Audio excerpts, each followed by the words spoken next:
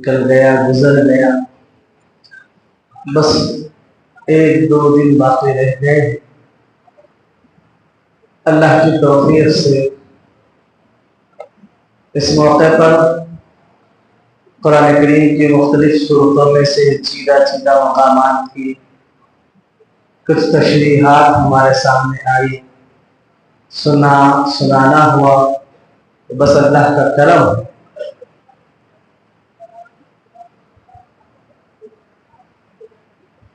बात यहाँ चल रही थी कि ईमान वालों की जो सिफात अल्लाह ताला ने सूरह मोमिनीन में बयान फरमाई है, उनमें से एक आखिरी वस्फ वल्लज़ीना हुम अला सलातिहिम यहाफ़िज़ून, और कामयाब होने वाले ईमान वाले वो हैं जो नमाज की हिफाजत करते हैं। शुरू में भी नमाज का तज़किरा, आखिर में भी। शुरू में नमाज की बातीनी कैफियत को बनाने का तज़किरा कि नमाज में दिल से मुतवज्जो होती है, और आखिर में नमाज की हिफाजत का तज़किरा। हिफाजत का मतलब भाई एक तो ये कि आदमी दिल से नमाज पढ़े, तवज्जो से नमाज पढ़े, लेकिन कभी कभी पढ़े। दिन में 2 नमाजें पढ़े, 3 ना पढ़े, 1 पढ़ ले, 4 ना पढ़े, 4 पढ़े, 1 छोड़ दे।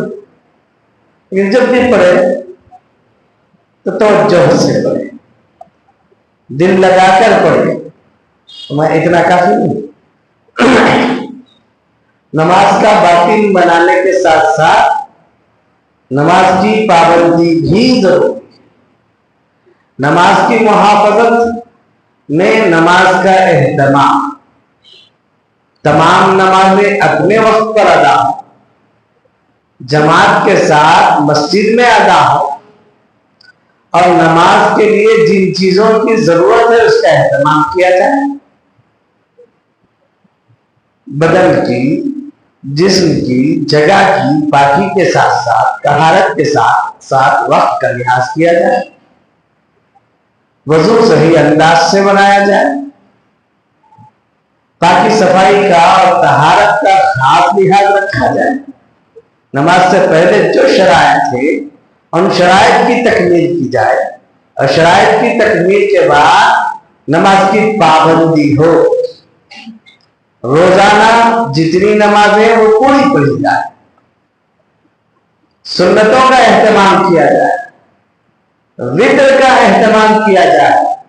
यह है नमाज की मुहाफजत। नमाज का बातिन भी बने और जाहिर में हिफाजत भी हो, पाबंदी, एहतमाम भी। ऐसा नहीं कि हम सिर्फ रमजान के नमाजी बन जाए। रमजान है, मस्जिद आबाद है, देर से आएंगे तो आपको नीचे मस्जिद में जगह नहीं मिलेगी, ऊपर जाना पड़ेगा। अब यहां चांद का ऐलान हुआ, ईद की फजर में नमाजी कम हो जाते, ईद के बाद तो दूर। अच्छा, ईशा में कम हो जाते हैं, फजर बाद में आती है, मगरिब बाद चांद का ऐलान होता है कि भाई आज चांद दिखा। तो मगरिब में ऐलान हुआ, रमजान खत्म हुआ, उधर शैतान छूटे, इधर से हम भी मस्जिदों से छूटे।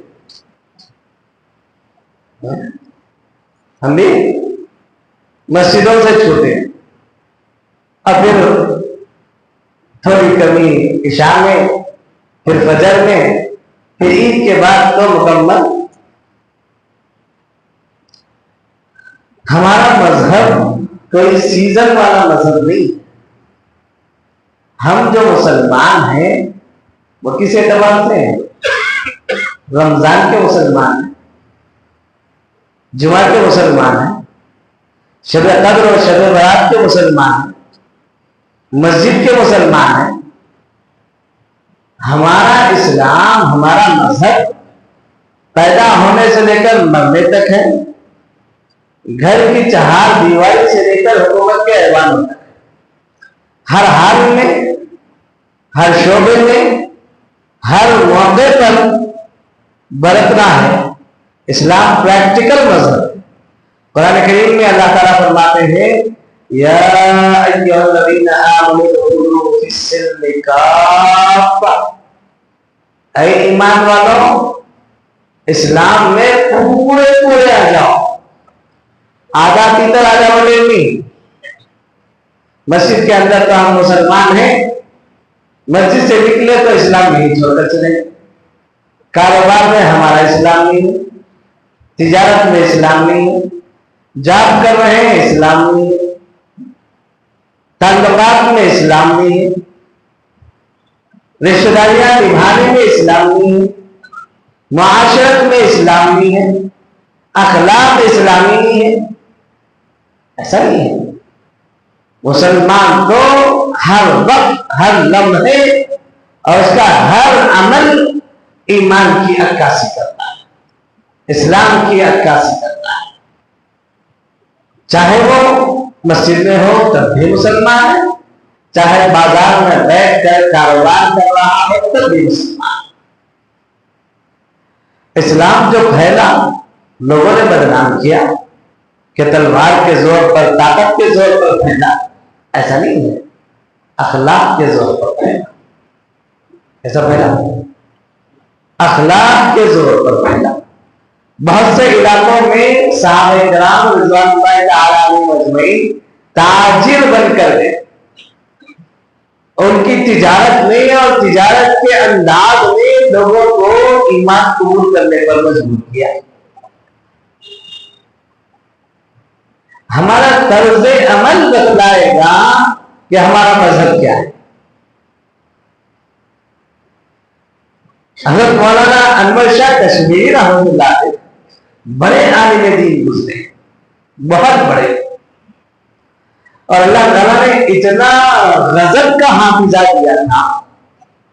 एक बात बेख्याली में सुन लेते 40 साल तक जो की तू रह जाती। एक बार कान में पड़ जाती बिना इरादा तो कब तक रहती? 40 साल तक जो की तू रहती। इतना गजब का हाफिजा। एक बड़े आलिम दीन है, उन्होंने दर्स में तबसरा किया, कहा कि अल्लामा अनवर शाह कश्मीरी रहमतुल्लाह अलैह को अल्लामा अनवर शाह किसने बनाया, इतना हाफिजा किसने दिया, उनका क्या अमल था। लोगों ने मुख्तलिफ बातें कही।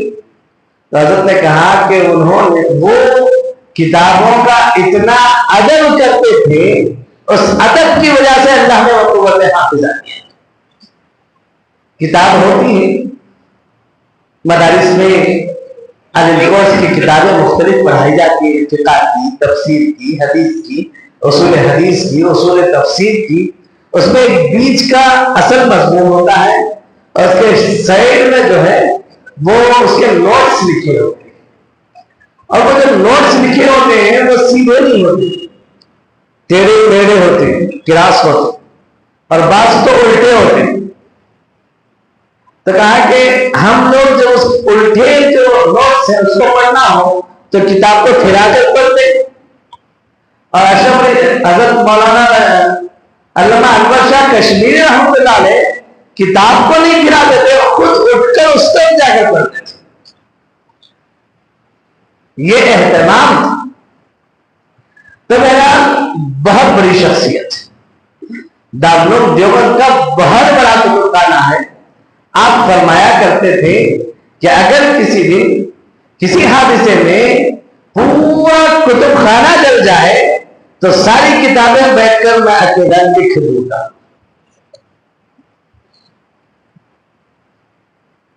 जी, ये वो लोग थे जिनकी जिंदगियों से, जिनके चाल ढाल से, जिनके चेहरों से नूरानियत टपकती थी। एक मरतबा का वाकया लिखा है किताबों में कि हज़रत एक जगह सफर करके गए, स्टेशन पर उतरे, और स्टेशन पर जब आदमी उतरता है तो गेट के पास टीटी खड़ा हुआ है, टिकट चेक करता रहता है। तो एक सिख खड़ा हुआ था, टिकट चेक कर रहा था। अगर अल्लामा अनवर शाह कश्मीरी रहमतुल्लाह अलैह आए टिकट चेक करने के लिए अहलिया ने देखा तो उसने कहा कि ये चेहरा झूठे का चेहरा नहीं हो सकता, और ये जिस मजहब का मानने वाला है वो मजहब भी झूठा नहीं हो सकता। चेहरा देखकर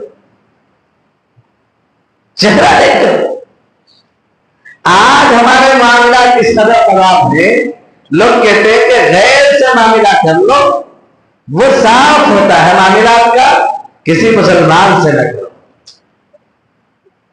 आज इस्लाम को हमने बदनाम किया। हमारा दीन, हमारा मजहब कहां तक रह गया?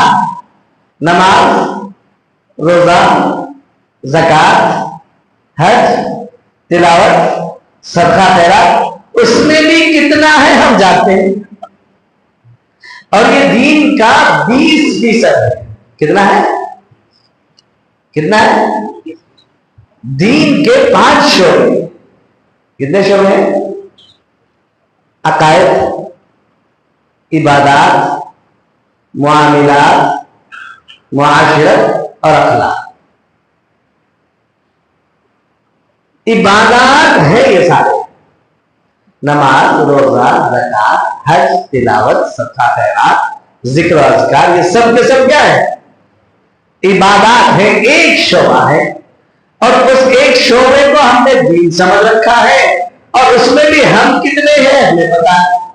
5 नमाजें में कितनी नमाजें पढ़ते हैं, रोजों का कितना अहतमाम है, ज़कात किस अंदाज से सही सही निकालते हैं, हज कितनों पर फर्ज हो चुका है जाने के लिए तैयार हो, हिले बहाने। तिलावत हम कितनी करते हैं, रोजाना जिक्र के लिए हम कितना वक्त निकालते, सब जानते हैं। और इसी को हमने क्या समझ रखा है? सारा दीन समझ रखा है, जबकि ये दीन का 20% है। कितना है? बाकी मुआमिलात भी दीन है कि मैं तिजारत कैसे करूं, लेन देन कैसे करो, कर्ज लो तो उसके क्या अहकाम थे, किसी से कोई चीज मांग कर इस्तेमाल के लिए लो उसके क्या अहकाम थे, अमानत के तौर पर किसी की कोई चीज मेरे पास रखी जाए तो उसके क्या अहकाम थे, किसी को घर किराए पर दो या किसी का घर किराए पर दो तो उसका तरीकाकार क्या है। तो ये जितने लेन देन के मामलात है, ये मामलात है, ये मुस्तकिल दीन है। हज़रत उमर रज़ियल्लाहु ताला अन्हु के ज़माने में हज़रत उमर रज़ियल्लाहु ताला अन्हु ने ये ऐलान कर रखा था कि मदीने के बाजार में तिजारत वही करेगा जिसको तिजारत का दीन मालूम हो। तिजारत मदीने के बाजार में वही करेगा जिसको तिजारत का दीन मालूम हो। आज कितने हैं अल्हम्दुलिल्लाह नमाजी है, देखने को चेहरा मेहरा दीनदार है, सुन्नतों के पाबंद लगते हैं, जिक्र अज़कार के पाबंद हैं, और मामलात में सबसे ज्यादा खराब है, झूठ बोलने से हिचकिचाते नहीं, धोखा देने में जरा बराबर डरे थे। बाद लोगों को मैं जाती तौर पर जानता हूं कि पहले तो वो दीनदार नहीं थे, मस्जिदों से करीब नहीं थे, और बददियानत आदमी, लोगों को का माल हड़प जाना, धोखा देना, सारी चीजें, लेकिन मस्जिद, मदरसा, उलमा इससे खौफ। बाद में क्या हुआ? लोगों ने समझाया बुझाया, दीन के करीब किया, मेहनत से जुड़े। अब क्या हुआ? आदत तो नहीं गए, आदत तो बदली नहीं, लेकिन लोग बदल गए। पहले आप लोगों को धोखा देते थे, अब उलमा को धोखा देते थे। पहले आप लोगों का माल खा जाते थे, अब मस्जिद का माल खाने लगे। अभी नाम है कि बड़ी शख्सियत, अब कुछ बोले तो कहते कि भाई बदनाम होगी, मेहनत बदनाम होगी। मामलात का पता ही नहीं है। मामलात में अच्छे अच्छे जीरो है। अल्लाह ताला ने फरमाया या अय्युहल्लज़ीना आमनू औफू बिल उक़ूद, मामलात की पासदारी, बातों को पूरा करो, निभाओ। खर्च के मामलात में 100 में तलाश करो तो 2-3 निकलेंगे जो कर्ज की अदायगियां सही करते हैं। तिजारत के मामले में 100 में 1 निकलेगा जो साफ साफ बोलकर बेचता है, झूठ नहीं बोलता, धोखा नहीं देता।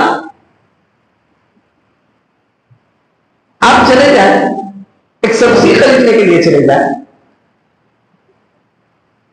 फ्रूट खरीदने के लिए, फल खरीदने के लिए चले जाए, या कोई भी ऐसी चीज रोजमर्रा की खरीदने के लिए चले जाए, आजमा कर देखिए 1000 में कोई 1 मिलेगा। आप अगर उसको कहें कि अच्छी चीज देना, अपने से चुनकर ना ले, बल्कि क्या कहें, अच्छी चीज देना, बेहतरीन चीज होगा। घर पे जाकर घर वालों से गालियां सुनेंगे, खुद भी गालियां। टमाटर वाले को कहेंगे कि अच्छे टमाटर देना, तो क्या करेगा, अपने से डालेगा तो आधे खराब आधे अच्छे। अंगूर बेचते हैं लोग, आप जाकर ये उठाए, आप फौरन तराजू देखिए, उसको डालने से पहले जो नीचे गिरे हुए रहते पहले से डालकर रखते हैं। ये धोखा नहीं है। अच्छा खासा आदमी मेहनत करता है, जरा सी गफलत और बेईमानी से अपने पूरी आमदनी को हराम कर देता है,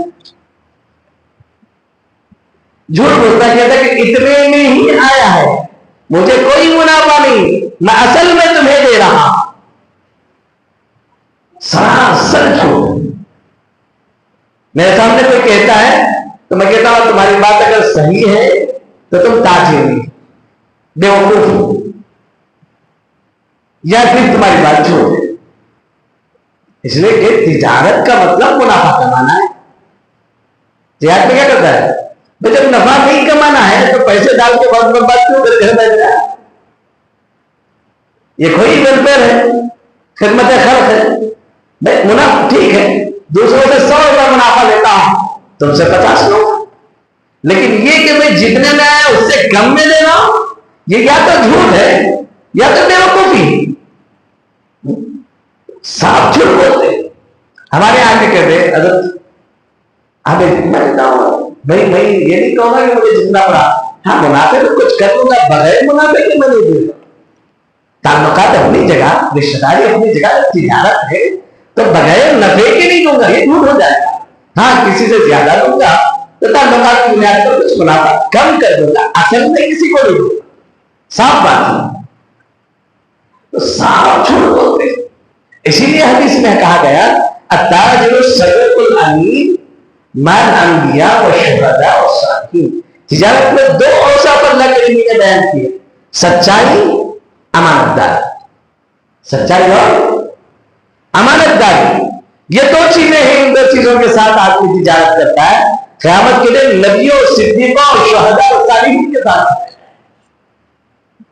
और ये बहुत कम है, बल्कि ना के बराबर है। तलाश करें, हजारों में 1 मिलेगा सच बोल कर देने वाला।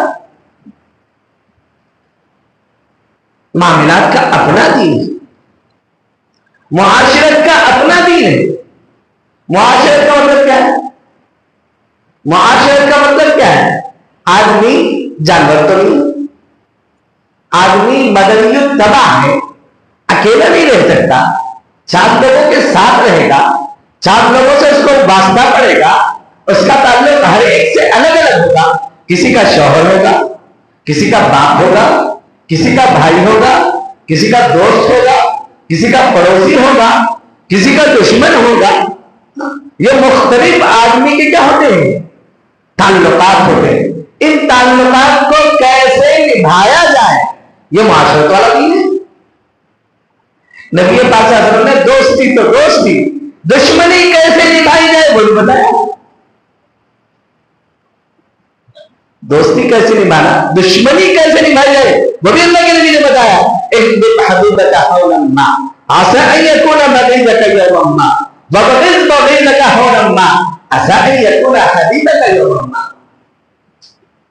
भाई किसी से दोस्ती करो, आहिस्ता आहिस्ता करो, कहीं किसी से दुश्मन हो जाए। अब दोस्ती इतनी गाढ़ी हो गई कि सब बता दिया, अंदर का बाहर का लगा करके अपनी जो कमजोरियां सब बता दी, कुछ बातें नहीं रखा। कल के दिन अगर वो दुश्मन हो जाएगा तो वो जितना तकलीफ देगा, सताएगा, अजियत पहुंचाएगा, बर्दाश्त नहीं करेगा। एक लेवल बाकी रखो। कहा दुश्मनी है, फरमाया दुश्मनी को एहतराम से करो, दुश्मनी की एहतराम से करो। असाई यकुना हबीब का यौम अम्मा, कल के दिन अगर वो दोस्त बन गया तो भाई बदअखलाकियां याद दिलाना ना पड़े कि तुमने ये जो किया था तो बहुत गलत किया था, ऐसा नहीं करना चाहिए। तो हमारी शरीयत तो वो है कि दोस्ती तो दोस्ती, दुश्मनी कैसे निभाई जाए वो बताया। बाप है तो उसके क्या जिम्मेदारियां, अल्लाह के नबी सल्लल्लाहु अलैहि वसल्लम ने फरमाया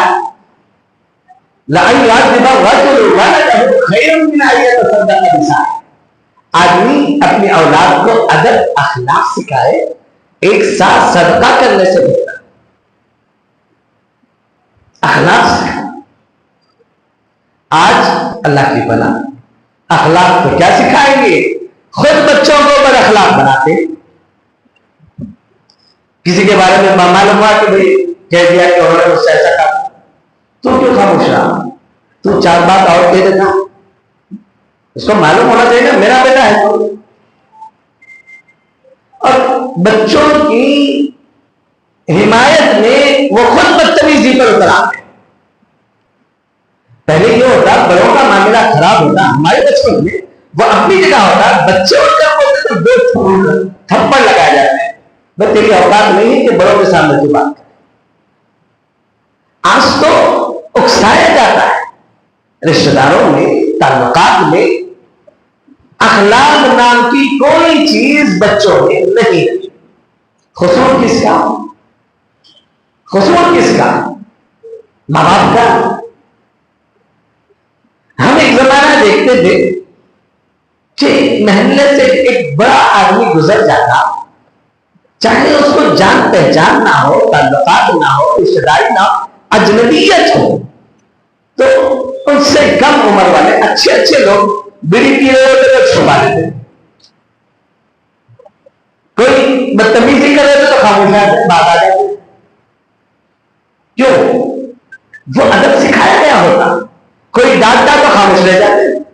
और आज हाल क्या है, गलती उसकी है, आप बोलेंगे तो चल रहे, न ये देखेंगे कि मुझसे उम्र में बड़ा है, न ये देखेंगे अली में दीन है, न ये देखेंगे मेरे बाप के दर्जे का है, दादा के दर्जे का है। और माँ बाप खुश होते हैं, वो बदअखलाकी कल उनके साथ पेश करेगा तब पछताएंगे, और पछताने का कोई फायदा नहीं। ये मुआशरत वाला दीन है कि हम अपने औलाद को अखलाक सिखाएं, बड़ों की इज्जत सिखाएं, छोटों के साथ शफकत सिखाएं। एक दफा मैं दुकान से बाहर निकल रहा था, गाड़ी निकाल रहा था, एक छोटा सा 14 साल का होगा मुश्किल से लड़का, 14-15 साल का, उसने बड़ी बदतमीजी से गाड़ी घुसाई। मैंने उसको डांटा, क्या कर रहे हो, देखो तो बदतमीजी पर उतर है, बदतमीजी पर उतर है। अभी कुछ दिनों की बात है, किसी मामले में मैंने एक को डांटा, तो वो खुद बदतमीजी करने लगा, और इसके बाद उसने आवाज दी, वोट किया, तो वो आकर और फौर और मुगल लजात बने। माहौल इतना गया गुजरा है, अल्लाह की बना ये मुआशरत वाला है। घरों में बीवियों के साथ हमारे ताल्लुकात दुरुस्त नहीं, बदतमीजियां, बदअखलाकियां। एक मरतबा हजरत पीर साहब दामद बरकातहू अल्लाह उनको दराज फरमाए, उनके फैज़ को आम फरमाए। उन्होंने लिखा है कि हमारे ताल्लुकात वालों ने मुरीद के यहाँ दावत थी, खाना खाने गया। खाना खाने के बाद मैंने कहा कि माशाअल्लाह खाना बहुत अच्छा बना है। पर्दे के पीछे से वो उनकी बीवी सोच रहे वो सुन रही थी। उनके भी हजरत से ताल्लुकात थे, उनके भी ताल्लुकात थे, इस्लामी ताल्लुकात थे। इतना कहने पर अंदर से रोने और हिचकियों की आवाज आई। तो हजरत ने कहा कि भाई मैंने कोई गलत बात तो नहीं कही। तो उस औरत ने कहा कि हजरत 20 साल से मैं ये जुमला अपने शौहर के सुनने को तरस रही, जरा ऊंच नीच हो जाती है, नमक कम हो गया, मिर्च ज्यादा हो गई, बाहर का कोई गुस्सा लेकर आए, सही अंदाज से तुम लेता जाती है, दरवाजे पर जाती। इतना नहीं हुआ तो झटक कर उठ गए, या कुछ नहीं बना तो मुगल्लज़ात लगने लगे। और वही कोई अच्छा काम करे तो जबान से दो जुमले नहीं करते।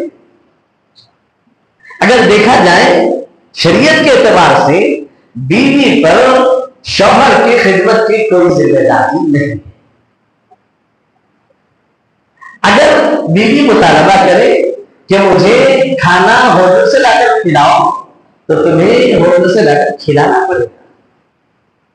सिवाय अल्लाह ताला ने जो ख्वाहिशात पूरी करने का जिम्मेदार हक दिया है, उसके अलावा बीवी से न कपड़े धुलाना है, न घर साफ करवाना है, न बच्चों की देखभाल कराना है, कुछ नहीं। बच्चों की देखभाल कर, दूध पिलाने से मना करे तो बाहर से दाया रखकर आपको दूध पिलाना पड़ेगा। और हमारे माशरे में हमारी बीवियां क्या है भाई, बच्चों की रखवाली में करने वाली नहीं है, घर की सफाई करने वाली नहीं है, खाना बनाने वाली नहीं है, सर से पैर तक हर चीज की जिम्मेदारी उठाने वाली वही। लेकिन दो जुम्बे खुश करने की हमारी जबान से नहीं। मुआशरा है, अजीब माहौल है। मुआशरे में यूं समझा जाता है कि लड़की, औरत, बीवी, इसकी जिम्मेदारी है कि शौहर के रिश्तेदारों का लिहाज करे, अदब करे, उसके माँ बाप की सही तो सही है ही, गलत भी सही है, उसके भाइयों का ख्याल रखे, बहनों का ख्याल रखे, दूर दूर के रिश्तेदार आए उनका ख्याल रखे, उनकी किसी बदतमीजी पर उफ ना करे, कोई शिकायत ना करे।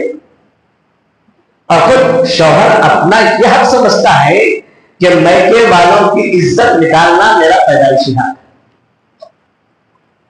बात बात पर बाप के ताने देना, भाई के ताने के देना, खानदान वालों के ताने देना। बीवी को शौहर के रिश्तेदारों से जो वास्ता पड़ता है वह 100% पड़ता है, और चाहता है कि उस 100% में वह अखलाक का मुजाहिरा करे। और शौहर को बीवी के घर वालों से 10-20% वास्ता पड़ता है, इतना ही तो पड़ता है। हफ्ते में एक दिन लेके चले गए, महीने में शुरू नहीं तो महीने में, और बाद में साल में कभी किसी शादी ब्याह में, तकरीब में, किसी मस्जिद में चले गए। वो उन लोगों का इनके घर आना कभी कभी होता है। ये कभी कभी भी उनकी इज्जत और कदर करने का रवाना है, और चाहता है कि मेरी बीवी मेरे माँ बाप की कदर करे, इज्जत करे, खिदमत करे। ये कहा कि ना बराबरी है। इज्जत, कदर, खिदमत, अजमत ये गेम की तरह है। कैसे? एक गेम की तरह है। आप जिस जोर से दीवार पर मारोगे उसी जोर से वापस आएगी। आप अपनी बीवी के माँ बाप की इज्जत करोगे 10-20% में, बगैर कहे वो हमारे माँ बाप की इज्जत करेगी 100%। हम उनका ख्याल उनकी गलतियों को दरगुजर करेंगे, उनके गलतियों पर अच्छी तारीफ करेंगे, उनकी खिदमत करेंगे, उनका साथ देंगे 10-20% में, तो वो 100% में दिलो जान से इज्जत खिदमत सब हर कुछ कुर्बान करेगी। ये मुआशरती दीन है। ये क्या है? मुआशरती दीन है। नबी पाक सल्लल्लाहु अलैहि वसल्लम ने अजीब जुमला फरमाया, खियारुकुम खियारुकुम लिअहली व अना खैरुकुम लिअहली। तुममें बेहतरीन आदमी वो है जो अपनी बीवियों के साथ हुस्न सलूक करे। एग्जाम्पल क्या है? मैं अपनी बीवी के साथ हुस्न सलूक करता। मैं नबी इमामुल अंबिया क्या कह रहे हैं? मैं अपनी बीवियों के साथ हुस्न सलूक करता। कहां है सीरत? सीरत के ये गोशे कहां है? नमाजें पढ़ने में आसान है, लंबी लंबी रकातें आसान है, लंबी लंबी तस्बीहात आसान है, घरेलू दीनदारी अखलाक बड़ी चीज है। हजरत मौलाना अशरफ अली थानवी रहमतुल्लाह अलैह हकीमुल उम्मत थे। उनके बाद जब कोई बैत होने के लिए जाता तो बहुत शरायत होते थे। उसमें से एक शर्त यह होती थी कि अपनी बीवी से ये वस्तु लेकर आए। कहां से लेकर आए? बीवी से लेकर आए कि ये शौहर मेरे साथ अच्छे हैं, मुझे सताते नहीं, मुझे परेशान नहीं करते, मेरे साथ इनकी ताल्लुकात। अगर कहा जाए तो कितने होंगे जलाकर जिसके बारे में उसकी बीवी गवाही दे बाखलाक है वही बात। वरना मस्जिद में 10-15 मिनट किसी से मिलते हैं तो सबसे कितनी भी दुश्मनी होगी, दिल में बहुत होगा, कैसे मिलेंगे? कितनी देर का ताल्लुक है? 2 मिनट का, 15-20 सेकेंड का, तो किसी के अखलाक को जांचना है तो कहां देखना है? कहां देखना है? किससे पूछना? सर्टिफिकेट बीवी से। किसे पूछे? बीवी से पूछे। बीवी कहे मेरे शौहर बहुत बात लाते, बाहर कैसे मेरे वो बात नहीं बात, क्योंकि नबी ने फरमाया खियारुकुम खियारुकुम लिअहली व अना खैरुकुम लिअहली। तुम्हें बेहतरीन आदमी वो है जो अपने बीवी के साथ बात करता है, क्योंकि बीवी के साथ 24 घंटे का ताल्लुक है। ये 2-4 घंटे 2-4 मिनट के ताल्लुक। हमारे जानने वालों में एक रिश्ता आया, लड़की अच्छी पढ़ी लिखी थी, ग्रेजुएट थी, उम्र हो गई थी, शादी नहीं हुई थी, 29-30 साल करीब। अब एक रिश्ता आया, भाई एक हाफिज़ आ गए, जगह पर आ गए, बड़े अखलाक हैं, तो उनकी शादी हो गई थी और बीवी किसी के साथ चली गई थी। रिश्ता टूट गया था। लोगों ने बहुत से लोगों से तहकीक की तो बताया कि गलती इनकी नहीं है और लड़की की। तो बहुत कोशिश हुई। हमारे खानदान में लोगों ने हमको देखा था तो उन्होंने समझा कि भाई हाफिज साहब है, इल्म दीन रखने वाले हैं, बाखलाक होंगे, और तय हो गई और हम गए। लेकिन उसके बाद के हालात ने बताया कि 1 साल तक भी वो निकाह चल नहीं पाया। आदमी इतना बदअखलाक निकला, जब सामने हमारे बेटे कई मरतबा देखा बहुत से लोगों से, जी मुफ्ती साहब, चेहरा उठाना तो की बात, आंख से आंख भी नहीं मिलाएगा, कोई एक लफ्ज जाहिर नहीं कहेगा, और वही मामला क्या है? बीवी पर दस्तदराजी करता है बिना वजह, छोटी छोटी बातों में। तो बाहर बाखला बनना बहुत आसान है, अंदर बनकर बताए। आदमी घर में जाए तो बच्चे को खुश हो जाए कि अब्बू आ गए, चाचा आ गए, मामू आ गए। खानदान में जाए तो बच्चे और रिश्तेदार खुश हो जाए कि फुला आ गए, मेरे हमजुल्फ आ गए, साले आ गए, फुला आ गए, फुला आ गए। ये बात अखलाक मालूम होता है। और बहुत से वो होंगे कि घर में क्या कहते हैं, नॉर्मल माहौल होता है, लोग बच्चे खेल कूद रहे, नाच रहे, और मालूम हुआ कि अब्बा जान इंटर हुए, माँ ने कह दिया कि अब्बू अब्बू ना हमें कोई शैतान हुआ डंडा,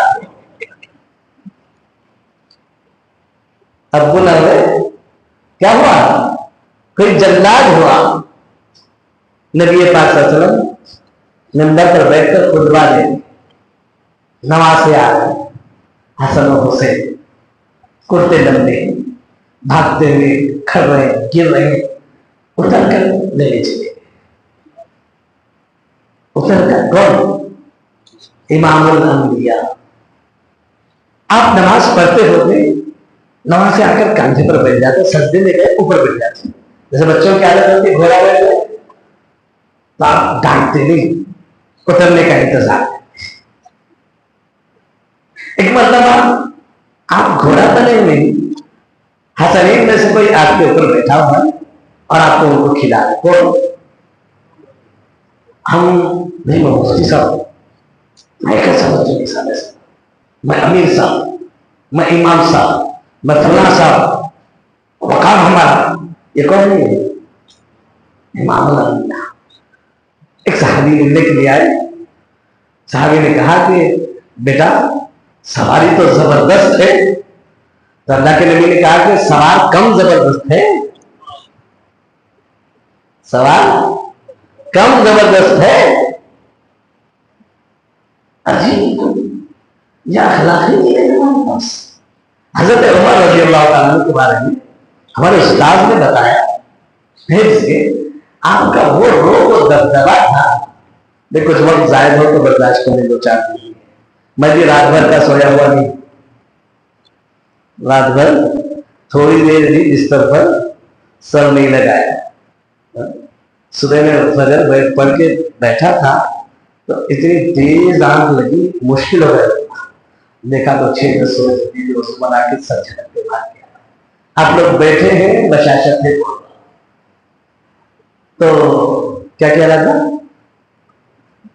हजरत उमर रज़ियल्लाहु ताला हैबत इतनी थी, बादशाहों के दरबार में हजरत उमर का नाम लिया जाता, टैंगिरी हो जाती।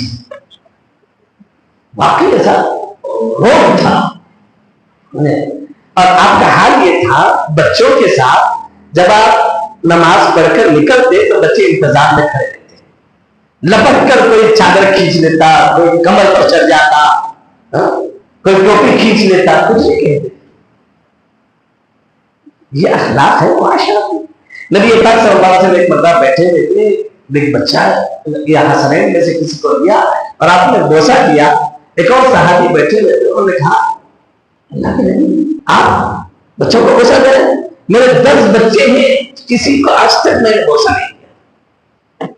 तो अल्लाह ने कहा कि अल्लाह के नबी ने कहा अल्लाह ने तेरे दिल से रहम छीन लिया तो भैया, यह अखलाक है, ये माशरती अखलाक, ये दीन है। ये भी दीन नहीं बल्कि ये पढ़ा हुआ दीन है। नमाजें लंबी लंबी आसान है, अखलाक का मुजाहरा बहुत मुश्किल। तो ये सीखने की चीज है। दीन जो है वो मस्जिद तक नहीं है, दीन रमजान का नहीं है, दीन खास दिनों खास रातों का नहीं है। दीन जो है वो पैदा होने से लेकर मरने तक है, जिंदगी के हर मोड़ पर बरतने का है। हम बचे हुए दिनों में अपना मुहासबा करें, हमारा रमजान कैसा गुजरा, आगे हम कैसे गुजारें, पिछला कैसा गुजरा और आखिर कैसे गुजारेंगे। ऐसा ना हो कि हम क्या बन जाए, रमजानी मुसलमान बन जाए, रमजानी नमाजी बन जाए, रमजानी दीनदार बन जाए। बहुत से अल्लाह माफ करे, रमजान आता है तो दाढ़ी को हाथ नहीं लगाते। अभी जब चांद देखा, आप एक चक्कर लगाइए, आजाम शाहों सब बैठे सफा चट करके आ जाते, यानी रमजान तक के था क्या।